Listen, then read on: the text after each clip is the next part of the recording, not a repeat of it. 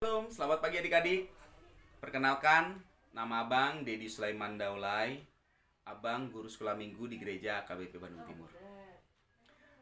Adik-adik, hari ini Abang akan bercerita tentang kisah Nabi Yunus yang Abang ambil dalam kitab Yunus pasal 1 ayat 1 sampai 5 dan ayat 15 sampai dengan 17. Demikian firman Allah.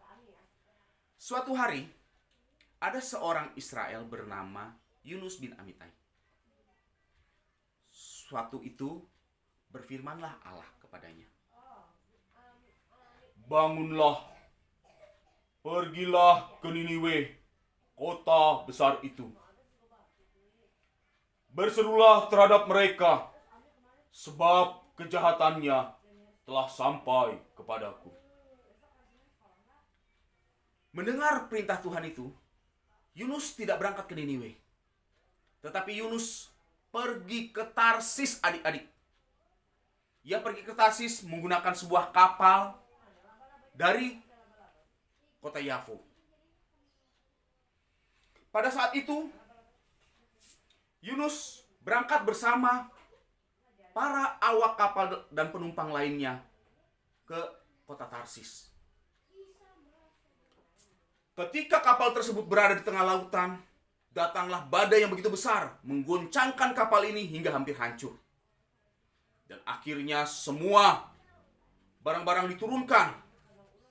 Tetapi adik-adik, Yunus asik tidur di bawah. Wah, melihat hal tersebut, para awak dan para penumpang kemudian membuang Nabi Yunus ke lautan. Nah, apa yang terjadi adik-adik? Saat Nabi Yunus dicampakkan ke lautan, datanglah seekor ikan besar menerkam-menelan Yunus. Dan akhirnya Yunus tinggal di dalam perut ikan selama 3 hari, 3 malam. Adik-adik dikasih Tuhan Yesus Kristus, dari kisah Nabi Yunus kita dapat mempelajari ada 2 kesalahan besar yang dilakukan oleh Yunus. Yang pertama adik-adik, Yunus tidak taat kepada perintah Tuhan. Ketika dia disuruh pergi ke Niniwe, dia malah pergi ke Tarsis. Yang kedua, Yunus pergi ke Tarsis, dia berusaha untuk bersembunyi dari Allah. Adik-adik pasti pernah melakukan hal tersebut. Ya, Allah sering berfirman kepada adik-adik melalui orang tua adik-adik. Hai, ayo berangkat sekolah minggu. Tetapi adik-adik tidak melakukannya.